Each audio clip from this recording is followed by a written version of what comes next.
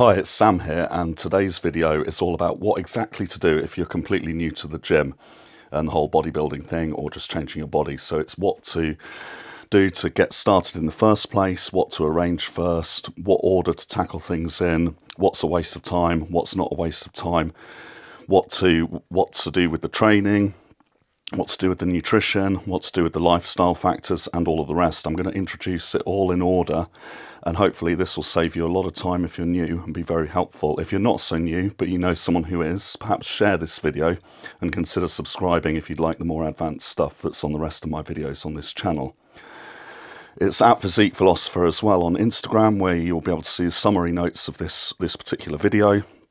I'll get started now. So when I was new at all of this, it was about 20 years ago, and I read a variety of books. A lot of the things, which is the same for most people, got caught up in a lot of mistakes and wasted time and don't know what's correct advice, what's not. And it's like any kind of endeavor that humans take up, that there's different schools of thought, and whatever you read, one place is contradicted somewhere else. But once you analyze this and have the experience, you can see where the common themes are, and that's what I'm going to present in all of this, so that you can make headway through all of this and not get too confused if you're new at all of this. So the very foundation principles of this, for bodybuilding, of changing your body in any kind of way, in my view of things, there are basically four pillars to this, or you could see them as the four legs that hold up the table. So if you get three of them right, you can have a table, but it won't be a particularly big table. It'll be a bigger and more stable table if you've got all four in place, but it will work as three. So this will make more sense as we get through it, and I'm going to tell you which order to do things, because trying to learn everything with all of this all at once and read all different aspects of it would be very overwhelming. So I'm going to show you how to get into all of this in 6 to 12 months. You'll be very, very proficient and know what you're doing to keep on moving forwards every year after that. So really the four pillars to it are the training, the nutrition, the lifestyle and recovery stuff, and then hormones and enhancements.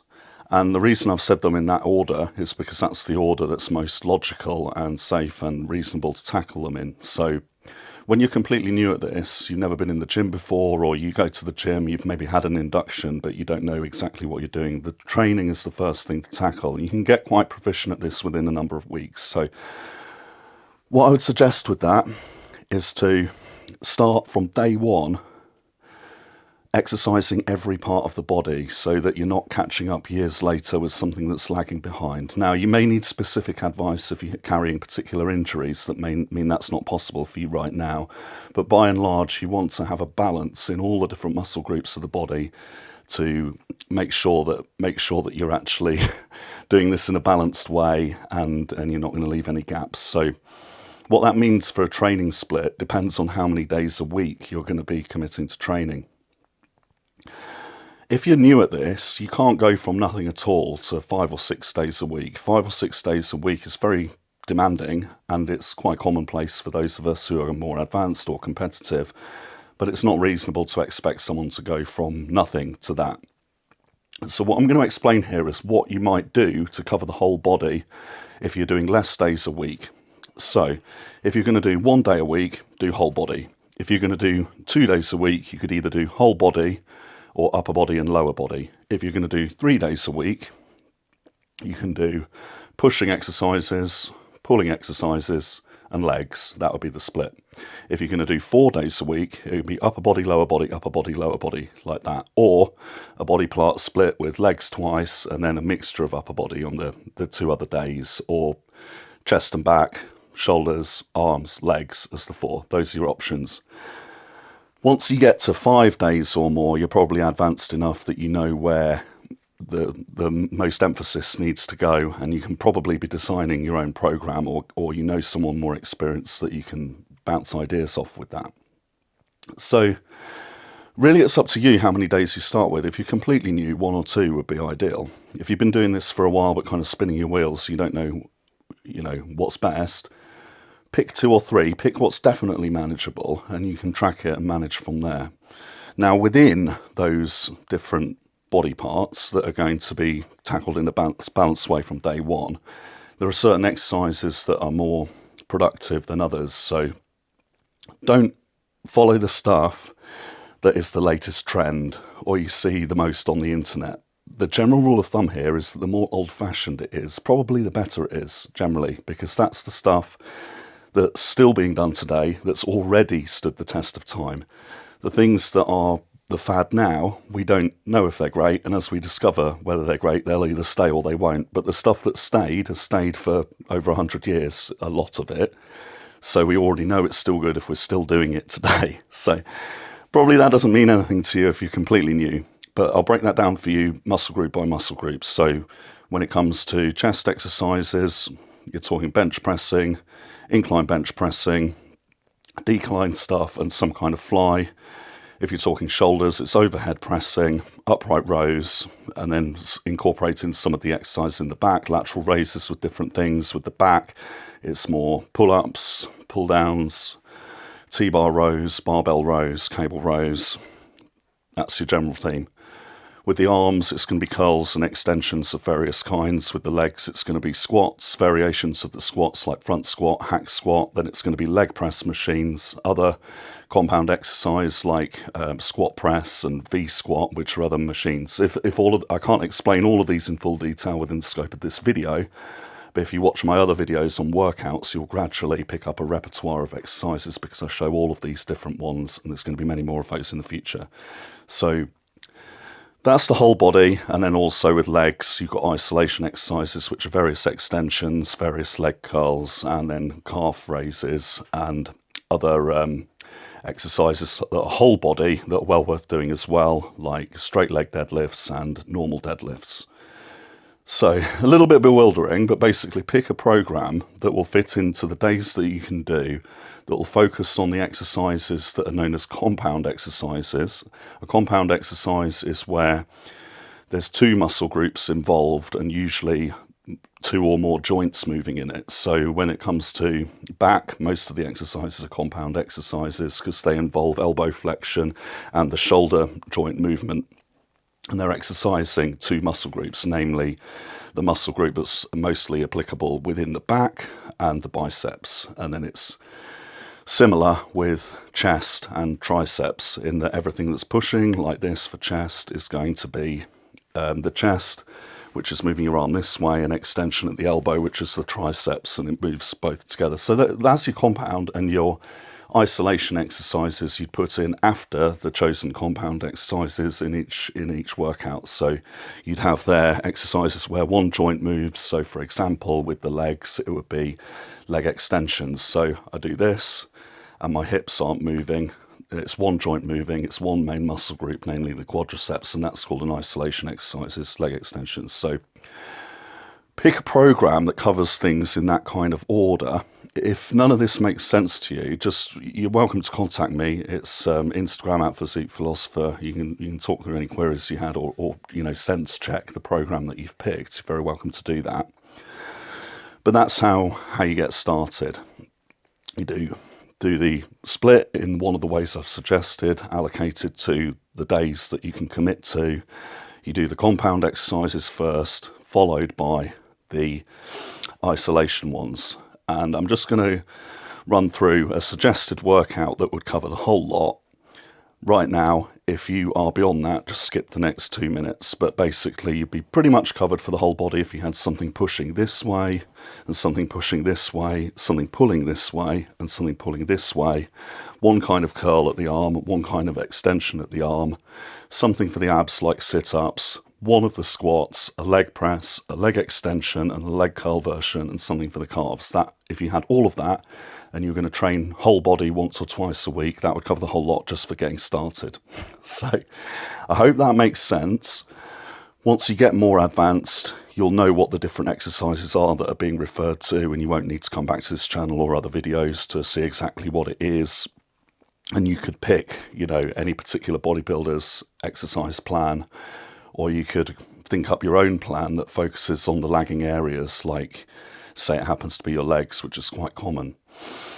It's actually a very common mistake. It's called like the mirror muscles effect, where someone over-exercises kind of chest and arms, maybe their quadriceps, but in general neglects their back and their triceps and their legs in general because they're not what they see themselves in the mirror. So it's less in their mind, so they don't focus on it much. You either leave it out or neglect it compared to the rest, and that's when things get unbalanced. So it's very common to see someone with a stronger chest than their back, or someone with a stronger upper body than their lower body. That's very common. That's what happens if you don't do what I'm suggesting, which is to keep everything in balance and equally managed from day one.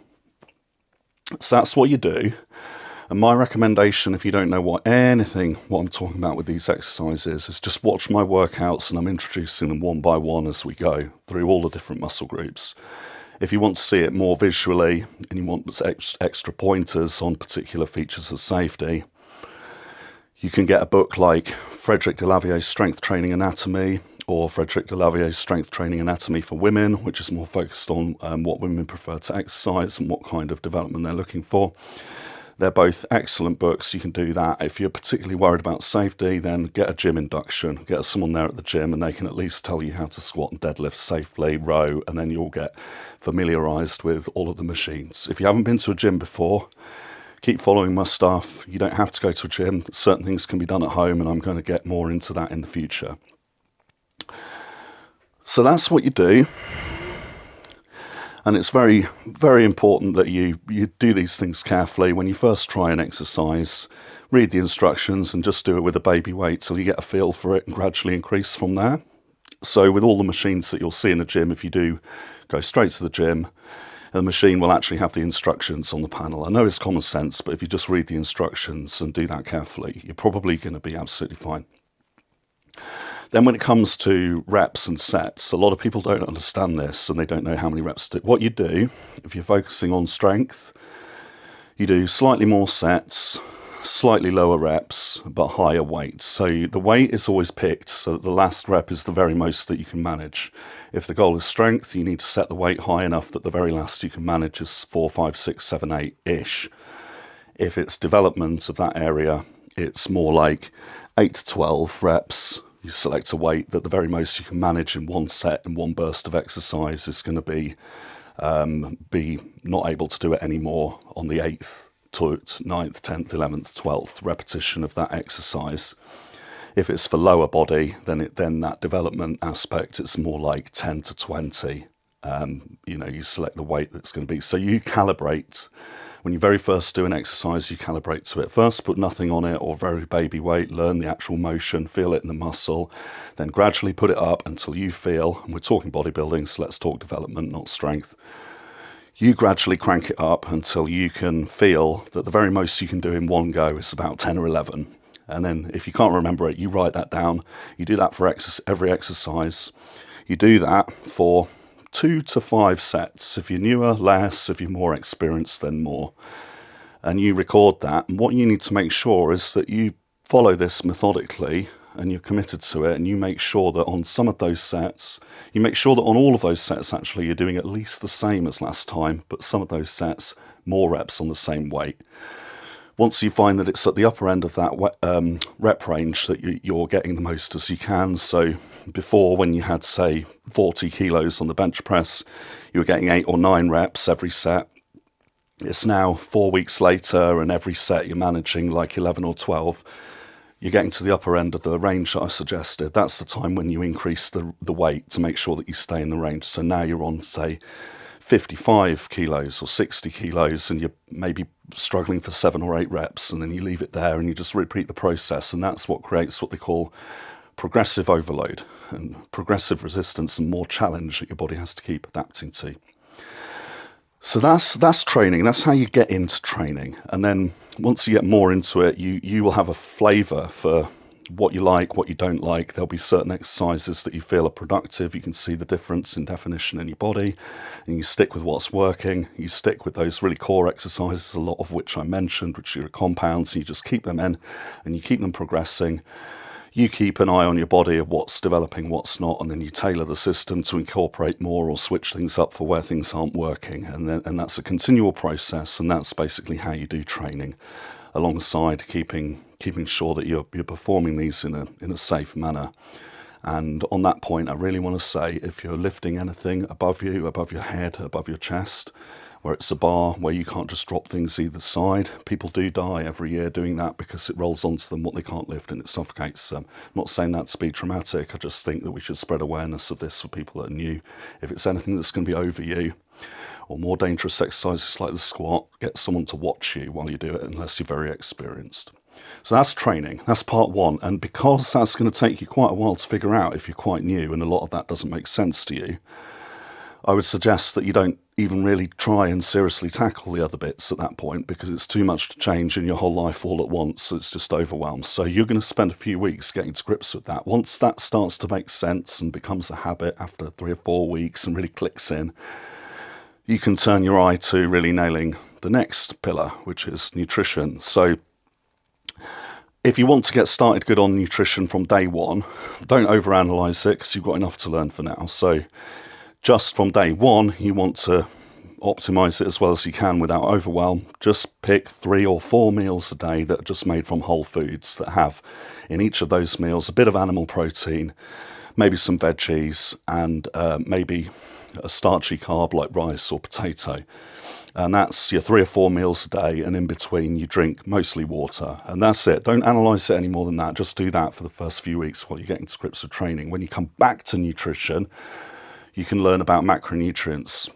When you come back to it, look at what the most bioavailable sources of protein are. I'll tell you now, it's basically eggs and the kinds of proteins that are most useful. So they are the ones which are called complete proteins, which means they contain the complete spectrum of amino acids that your body can't produce on itself. They're called EAAs, or essential amino acids. And very roughly, apart from 3 or 4 exceptions, like I think, what we got, buckwheat and soy and 1 or 2 other things, apart from 1 or 2 exceptions like that, all of the complete EAA proteins are in animal foods. So you need animal protein, and that means not just the meats, the fish, and the steak and everything like that, but animal produce like milk, whey, eggs, that kind of thing. So those are what you focus on. And a rule of thumb that people that go to the gym use is about a gram of protein per day per pound of body weight. Now, if you go to the studies, what it actually says is something more like 0.7 grams per pound. But what we do is to round up just to cover any margin of error, just to be sure. It's like an insurance policy on the 0.7 or whatever it happens to be that we say gram per pound of body weight. So go into something like MyFitnessPal, or I used to use FitDay on the computer, or you can just Google the foods and look at the nutrient information on the back. You need to sit down with that information with your body weight and plug those numbers in for the day with your different meals until you've got that set, and then you've got your protein set for good until your weight changes significantly, and that's spread across the different meals. Now, I'll come to all the enhancement side later. Don't worry about that now. Probably, quite possibly you won't ever have to worry about that. But when you are more optimized, shall we say, you can take on a lot more than that, and professionals do. But don't worry about all of that. That's not even in the studies. It's just a pound or slightly less. A gram or slightly less per pound of body weight of whole animal food protein per day, split evenly across the meals. And I would organise it so that you have the leaner protein. That means less fat content in it. Again, check that with the nutrient information. You can download the USDA food tables if you want the definitive thing for free on the internet. Or you can Google all of the nutrient information on the products that would be on the packaging, which would be on the supermarket's information page on their website, and you can get all of that. And the leaner ones that have less fat out of those, you put closer to the workout. The ones that have got more fat with the protein, which is basically what animal food has, go more at breakfast and dinner. And then you've got nice nutrient timing for the proteins across there. Then with the fats, if you're a female, I would say at least 40 or 50 grams a day, and adjust from there depending on what you can eat and what's your preferred recipes. If you're a male, I would say 60 or 70 grams per day. and adjust again according to how your weights changes. I'll get into tracking things in a moment and recommend a couple of other videos. And then when it comes to the carbohydrates, put them closer to the workout. So if there's 2 meals with carbohydrates per day, those would be before the workout by about an hour, and then straight after the workout, both with the leaner, less fatty proteins. And with the sources for carbohydrates, you're looking at vegetables, although they're still low carbohydrate and mostly water. But the high carbohydrate food, you're looking at starches, so more root vegetables and grains. So you're looking at things like rice, potatoes, sweet potatoes, oats, and that kind of thing. If all of that's bewildering, let me just break it down a little bit more. Those 3 macronutrients, protein, fat, and carbohydrate, they tend to come together in some foods and not in other foods, and this is how it breaks down. All the animal foods are basically a combo of fat and protein. The leaner and more flavourless it is, like tilapia or tuna, the more it's entirely protein and hardly any fat, and the more juicy it is, the more it's fat and hardly any protein, like pork loin, for example. And that's how fat and protein exist in the natural foods. Then the plant foods are a combination of carbohydrate and protein, but the protein in there you can't count so much because it's not all of the essential amino acids, but they'll be part of the amino acids that you need in combination with carbohydrate, and that's how they break up. So those carbohydrates are either single sugars, double sugars, which are called monosaccharides and disaccharides, or they're a starch, which is basically bound up glucose. For bodybuilding and growth, we mostly want the glucose and not the other bits so much. So that's why we focus on starchy things, and that gives us more of the carbohydrate than we need, which fuels training really well. And then with the fats, they break down into monounsaturated, polyunsaturated, and saturated fats. And you'll hear a lot of people say that saturated fats are bad, but you can't actually avoid them because in all the natural foods you get a little bit of all 3, and the ratios don't differ that much. It's only really trans fats that you need to avoid, and those really only exist in processed foods. And I basically don't recommend processed foods unless it's kind of a cheat meal, and we can come to that in a second. Outside of that kind of breakdown, where it's the animal is the fat and protein, plant is the carbohydrate and protein. The only real foods that exist in nature that contain all 3 of those macronutrients are nuts and seeds. So they're not really staples, they're more like snacks, and so we don't really tend to put them in meal plans unless we're already very heavy and want high energy and we're huge bodybuilders already and we're looking at nut butters to fill in a calorie estimate. So that's how it breaks down, and that's what you need to play with in terms of the numbers. I recommended grams for fat, grams for protein, and then adjust the carbohydrate.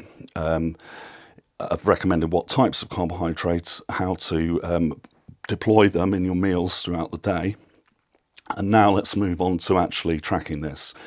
So what you do to see if it's working is you just weekly do a check-in, either on yourself if you're doing this DIY, or to send on to whoever's helping you, and that's where coaching comes in.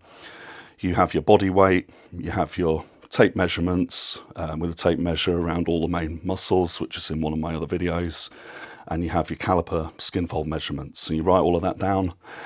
If there's indicators that you're gaining too much fat, you can pull down on some of that food, and we usually pull down on the carbohydrates because they're not essential to the body. The protein was set at the level we discussed.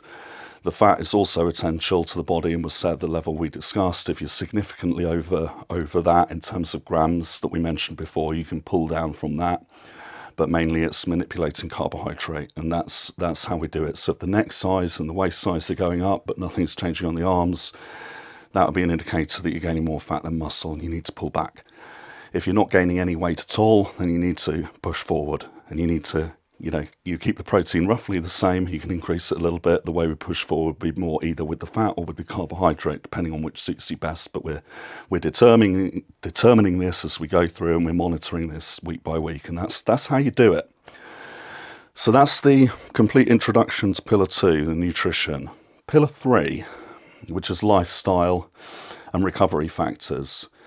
All of this won't work too well unless you're getting adequate sleep. So you need to look into, once you've covered those 2, your next task to really delve into and do the hard work on optimizing is your general rest of health and recovery behaviors and practices. So you need to look at sleep hygiene, not look at your phone or have not look at your phone or have telly or films on late at night. Screen time, lights off about an hour before bed. Make sure that you're having your last drinks enough time before bed that you're not up in the night every night needing to pee, and you need to eat at a time that you've got enough stomach comfort for that to not disturb you in the night as well. Perhaps your living arrangements need to be adjusted for you to sleep better. Any stress needs to be addressed. And that's something that you can, like training, like nutrition, that's something that can continually be monitored and improved. So that's one part of it. Another part of it is what we drink, or recreational drugs. I'd say don't do recreational drugs. They're going to mess up your training. They're going to distract you from your goals. With the alcohol, most people socially in this country do like to drink an amount of alcohol, but actually the less you drink, the better it's going to be for your progress with this stuff. So you need to pick what's going to make you most happy. I'm not saying that anyone should do any of this, like gym and bodybuilding stuff. It's just that I've seen it be so beneficial and enjoyable that I'm an advocate for it, but at the same time, I'm not trying to detract from other areas of people's lives. So, like, if you can pick an amount that's going to be a good balance, at least have your eye on how much that is, and you can either drink less, or if progress is great and you feel fine, you can maybe do more socially. It's totally up to you, but it's a factor to consider. And a big commitment that I made about 7 or 8 years ago, something like that, is I completely stopped drinking all alcohol. Another particular one with drink to keep your eyes on is no sugar sweetened beverages. They are now particularly bad. And that's most of the lifestyle factors. But there's other little ones, like the kind of routine that you have. So picking and determining what time of the day is best for your training, when you're going to get the most energy from your food, and when it fits into your schedule best that you can keep to the plan.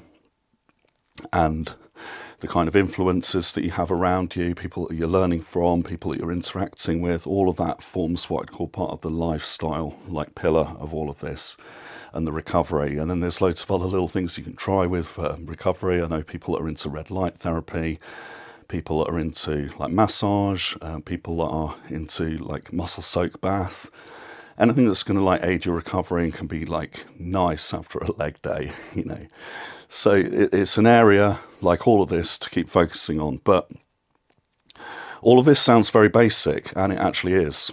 I would say to anyone that it's more important to absolutely drill the fundamentals and get the fundamentals right than to get distracted too often by like the latest gimmick or something that's going to be something promised to really accelerate your progress, or like the latest thing or whatever. It's really like being absolutely on it week by week with these absolute basics. If you're on it with all of these basics, you're monitoring things as I've discussed, you will move forwards consistently. Even if you're very advanced, probably what's going to unlock the next level is being more committed to the basics than looking for something extra to start manipulating, honestly. And that brings us to the fourth pillar, which isn't necessary in a lot of cases, and it's not something that we can glorify or explain graphically on YouTube. So I'm afraid it's not something that I'm going to be able to give much detail in, other than to talk about a few safety concerns and what it's all about, and that is hormones. So you probably heard about testosterone, you probably heard about people taking things once you get into the gym culture. I would say that until the other three pillars are covered, it's not even worth thinking about, because it won't even work properly unless it's done in concert with those things anyway. And if you get as far as this and you're not progressing for a very, very long time, it's something that you're going to inevitably end up considering. And all I'm going to say for now is don't even consider it until you've done enough research around completely different things that are related to it. So if you don't understand the HPTA axis, if you don't understand estrogenic side effects, if you don't understand what aromatase inhibitors are and what they do, if you don't understand how doctors and nurses would safely administer a subcutaneous and or intramuscular injection, if you don't understand about blood pressure, if you don't understand about left ventricular hypertrophy, if you don't understand that androgenic side effects, leave it until you do. So it's not within the scope of this video to delve into each of those individually, but I would say that until you understand and can tick off that you understand all of those items I just listed, when it comes to hormones and enhancements, you're not ready. And before you even consider it, you need to have an understanding of all of those different parts, which we can talk about later. But again, if you do decide that you understand all of that and you just do decide to move forward in that direction after a long plateau, it's actually just going to be an enabler of your continued progress. And then you're really back to focusing on those other 3 pillars to get the most out of it and drive the whole thing forward. So it's always these things working in concert. It's always the 4 pillars of the table that are holding the whole thing up jointly. So never forget that. Don't get distracted by the latest fads. Don't worry about any supplements. You'll notice I've never even mentioned supplements. They're really not that important. It's all about whole food. I've discussed how to track your progress, what to start with, where to learn it from. And I hope this video has been helpful, informative. I know it's for very new people. If it's day 1 for you, I wish you all the best. If you're just one of my followers and you know someone that is new and wants things broken down and demystified and how to really make progress and do things the right way from day 1, please share it with them. Please consider subscribing if you like my content. Please ask any questions if you're unsure. And I wish you a very Merry Christmas. This was filmed on Christmas Day. And I got this as a present. Look, it's my YouTube banner on a mug. So that's what I'm drinking from this Christmas. This video, the full breakdown of how to get into the whole thing, is my gift to you out there. If it's not suitable for you, just pass it on. It's pass the parcel with this one if you're too good for all this. But actually, if you're already good, I promise you, it's going to be drilling the basics that will get you further. So enough from me, all the best for you, and cheers.